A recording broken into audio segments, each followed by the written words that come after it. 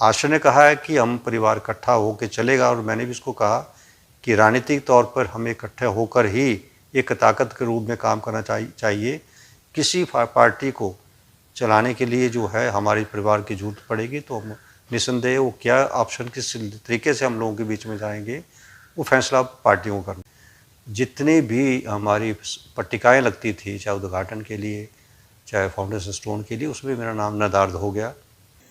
पूर्व मंत्री और सदर से भाजपा विधायक अनिल शर्मा का कहना है कि अब भविष्य में पिता और पुत्र एक ही राजनीतिक दल में रहकर जनता की सेवा करेंगे, लेकिन इनका परिवार किस राजनीतिक दल में जाएगा इसका फैसला सदर विधानसभा क्षेत्र की जनता करेगी।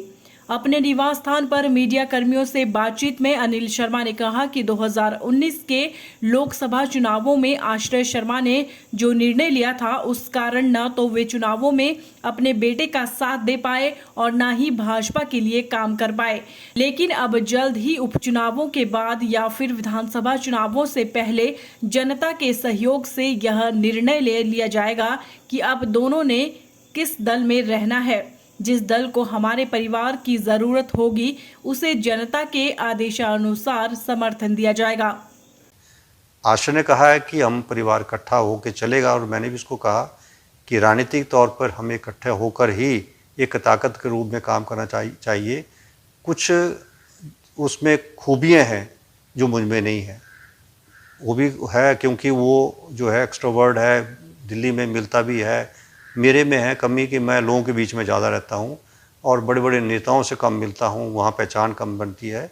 राजनीति के कुछ गुण उसमें हो सकते हैं, परंतु मिल के काम करेंगे तो शायद इसका फ़ायदा आम पब्लिक को भी होगा, और राजनीतिक तौर पर यदि परिवार को लोग चाहते हैं तो शायद परिवार को भी फ़ायदा होगा।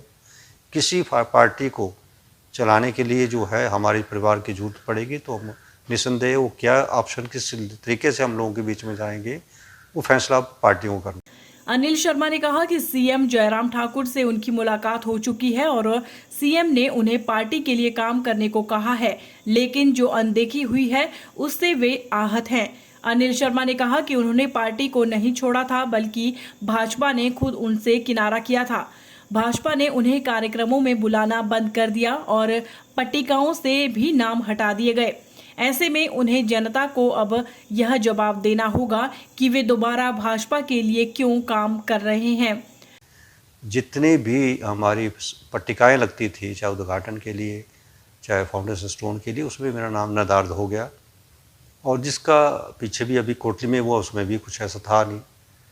तो उस वजह से मैंने उनसे पूछा कि क्या पार्टी को मेरी ज़रूरत है, और आज की स्थिति को देखते हुए यदि पार्टी क्या मुझे चाहती है कि मेरी उनको ज़रूरत है, तो मैं उस हिसाब से सोच विचार करूँगा। तो मुख्यमंत्री ने कहा कि क्योंकि मैं कुछ नहीं कर सकता हूँ, ये पार्टी हाईकमांड का फैसला होगा। निसंदेह वो पार्टी हाईकमांड से बात करेंगे, और जो भी फैसला यदि वो मेरी ज़रूरत समझते हैं तो उस तरीके से बात करेंगे। तो मैं फिर जनता को, क्योंकि जनता पूछेगी और पब्लिक के बीच में मुझे बताना पड़ेगा कि इन कारणों से जो मैं आज जो है दोबारा से पार्टी के साथ जुड़ के काम कर रहा हूँ।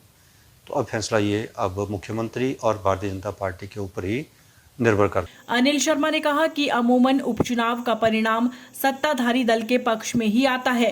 केंद्र और प्रदेश में भाजपा की सरकारें हैं, लेकिन अब जनता सत्ता पक्ष और विपक्ष दोनों का आंकलन करे।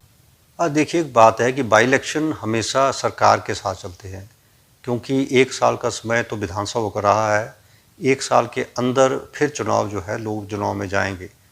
तो मुझे अनुमान है कि बाई इलेक्शन में का रिजल्ट को हम बहुत महत्व ना देते हुए, क्योंकि इस वक्त जो है सरकार का अपना जरूर कार्यक्रम होता है, किस तरीके सरकार क्या क्या कह सकती है, उनके ऊपर जो है बहुत कुछ से निर्भर करता है।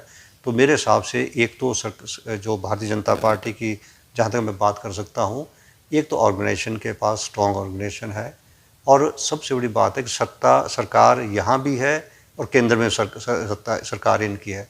तो पार्लियामेंट का चुनाव भी मुश्किल जो है चुनौती है कांग्रेस के लिए, परंतु फिर भी कोई पार्टी कभी किसी को हम कमज़ोर नहीं आंक सकते हैं, क्योंकि फैसला जनता करती है। फेसबुक पर पोल स्टार हिमाचल का पेज लाइक करें और यूट्यूब पर हमारा चैनल सब्सक्राइब करना ना भूलें।